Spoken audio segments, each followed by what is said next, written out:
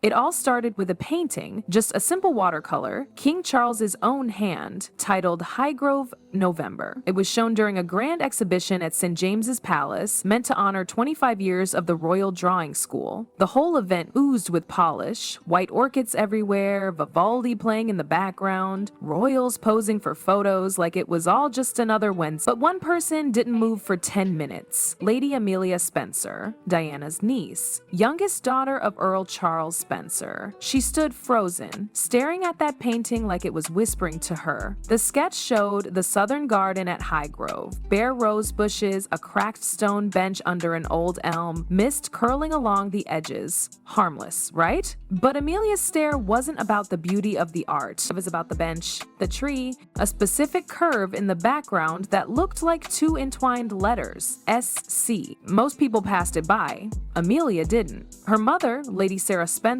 had once mentioned that same symbol, SC, sketched on an envelope Diana gave her the night before she left Highgrove for good. That letter? It vanished years ago. But seeing that symbol, Amelia knew this wasn't just paint and paper. It was a breadcrumb, a memory, a sign. King Charles approached her, tried to play it off. The scenery remains the same, the light just changes depending on who remembers it, he said. But Amelia's eyes were glued to that bench. She already knew what she had to do. She messaged her mother that night. "I'm going to Highgrove. I just discovered something. I need to redraw that garden." Sarah didn't ask questions. She just said, "If it feels necessary, do it. Don't wait for permission." 3 days later, Amelia was at Highgrove. Officially, she was there for artistic inspiration. Charles had given her the green light. Camilla, not so much. She returned early from her trip, citing spring garden maintenance, but really she just wanted eyes on Amelia. She could feel something coming. That old itch you get when secrets start scratching their way to the surface. The morning was cold.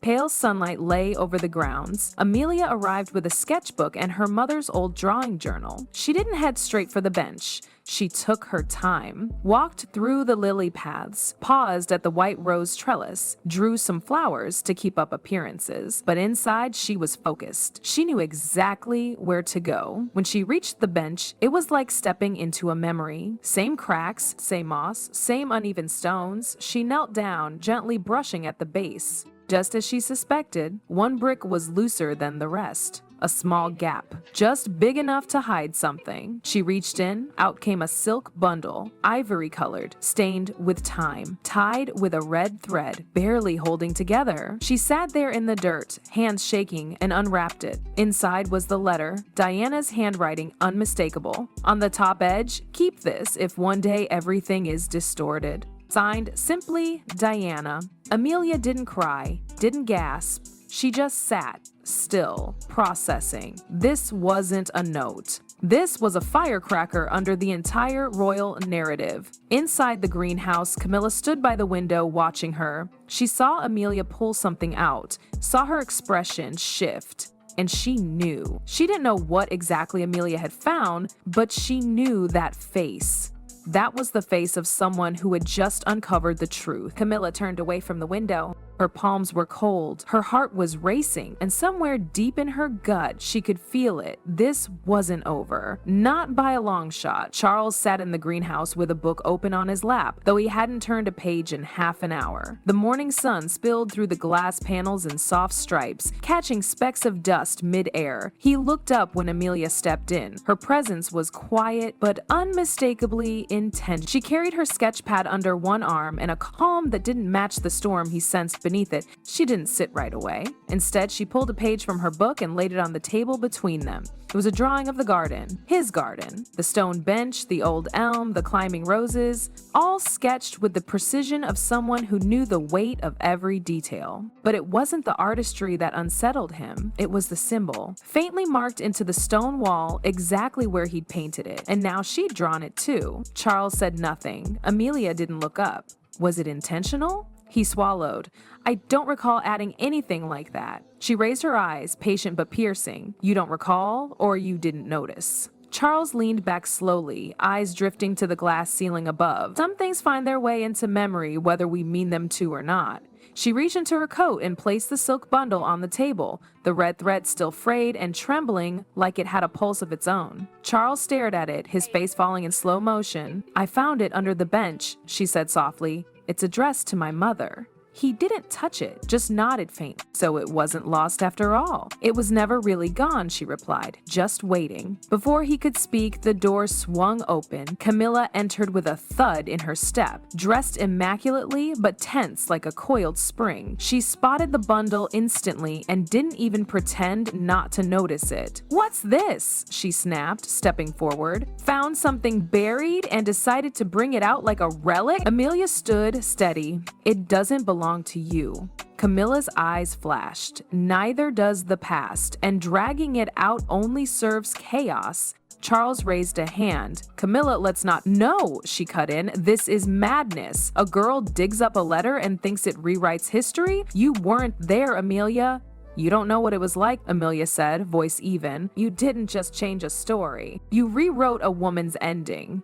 "You're accusing me based on a memory and a piece of paper," Camilla growled. "You think I orchestrated the media? That I plotted against her?" Amelia didn't blink. "I think you wanted to be seen as the victim, and it worked." Charles finally stood.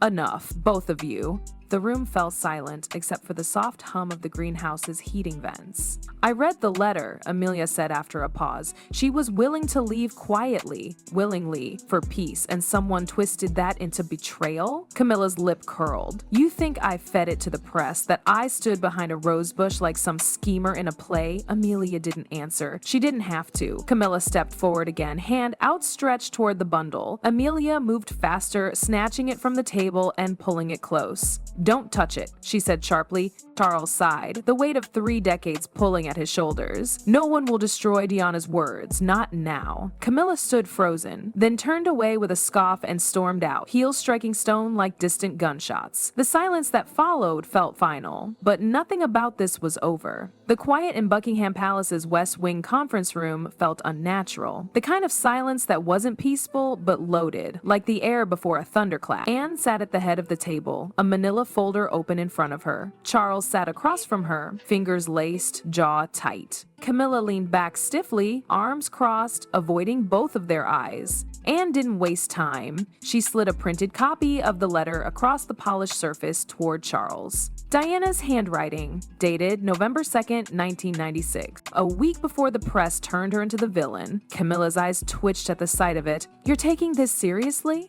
Anne looked up slowly. "You're not?" "It's a 25-year-old letter conveniently found by a girl raised on fairy tales," Camilla replied, her voice calm but acidic.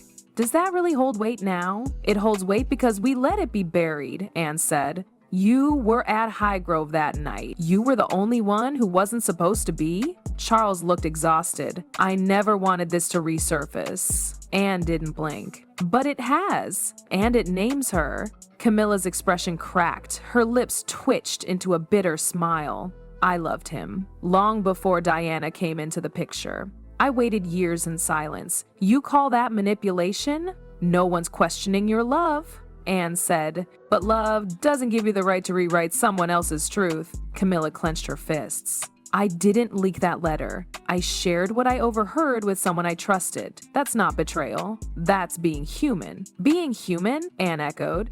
"You handed off pieces of a private conversation knowing how it would be used?" "It wasn't planned," Camilla snapped. "It just happened, and then it spiraled." Charles stayed silent. His gaze fell on the letter again, the familiar cursive of someone who once loved him in a different, quieter way. "You could have stopped it," Anne said, softer now. "You could have spoken up when the headlines tore her apart." "I was scared," Charles muttered. "I didn't want more damage. I thought silence would heal." "But it didn't," Anne replied. "It just protected the wrong people." Camilla stood abruptly. "So what now? You'll issue a press release, tear down everything we built? Drag Diana's name into the fire again?" "No," Anne said. We won't drag anything, but we will correct what should have been right the first time. Charles looked up, his voice barely above a whisper. Let me do it. Camilla turned to him. You? He nodded. She deserves it. Camilla's expression softened for the first time. She looked away, blinking fast, then sank slowly back into her chair. 2 days later, without fanfare or royal press conferences, the Times published an anonymous expose. A lost letter, a secret buried beneath stone, a truth that never faded. Within hours, it exploded. Every outlet ran it. Old footage of Diana surfaced, hashtags surged, debates reignited. Was the public misled? Had the narrative been controlled from within?